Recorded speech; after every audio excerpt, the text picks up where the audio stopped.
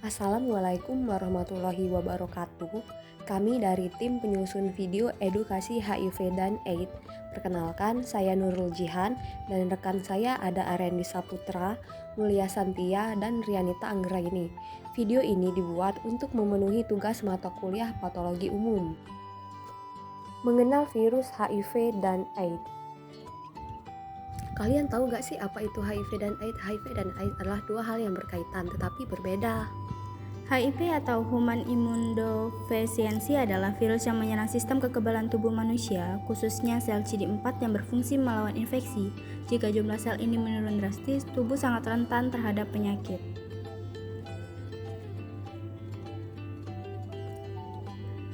AIDS atau Acquired Immunodeficiency Syndrome adalah tahap akhir dari infeksi HIV. Pada tahap ini sistem kekebalan tubuh sudah sangat lemah, sehingga mudah terkena infeksi berat atau kanker tertentu.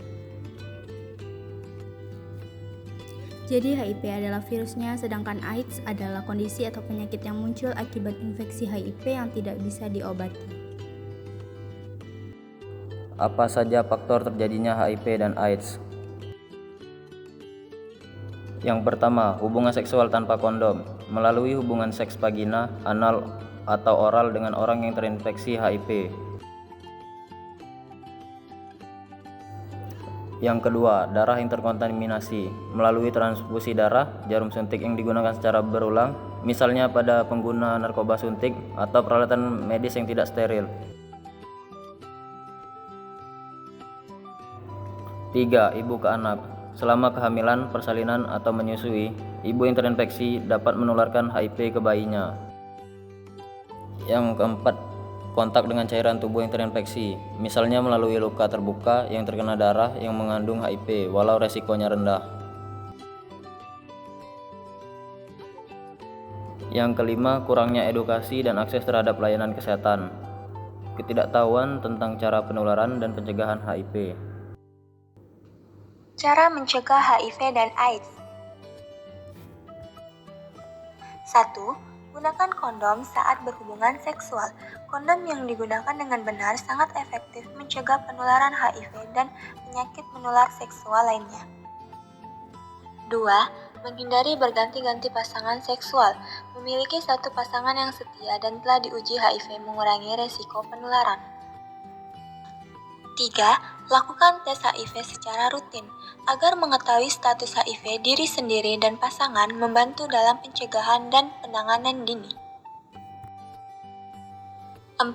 Tidak menggunakan jarum suntik secara bersamaan atau berulang, seperti untuk menggunakan narkoba, tato, atau tindik harus gunakan alat yang steril atau sekali pakai. 5.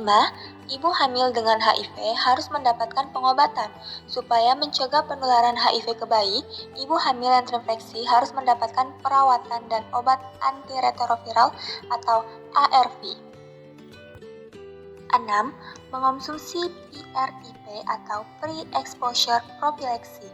Ini merupakan obat pencegahan HIV untuk orang yang berisiko tinggi tertular HIV seperti pasangan dari ODHA atau orang dengan HIV atau AIDS. 7. Pendidikan dan kesadaran. Menyebarkan informasi dengan benar tentang HIV atau AIDS membantu mengurangi stigma dan meningkatkan tindakan pencegahan penularan.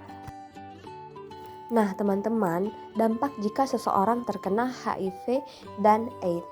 Yang pertama, dampak kesehatan.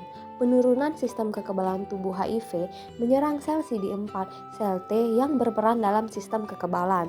Kemudian, mudah terserang dan terinfeksi penyakit. Orang dengan HIV rentan terhadap infeksi opportunistik seperti TBC, pneumonia, dan infeksi jamur. Kemudian, kehilangan berat badan dan kelelahan kronis. Tubuh melemah karena energi banyak digunakan untuk melawan infeksi.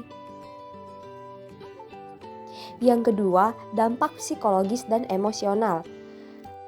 Nah, ada stres dan depresi karena kekhawatiran tentang kesehatan, stigma sosial dan masa depan. Kemudian kecemasan, terutama terkait pengobatan jangka panjang, kemungkinan penularan ke orang lain dan diskriminasi.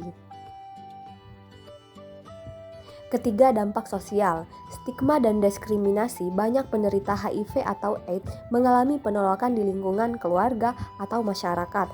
kesulitan mendapatkan pekerjaan atau pendidikan karena stigma atau kondisi fisik menurun. Isolasi sosial, penderita mungkin menarik diri dari lingkungan karena takut dikucilkan.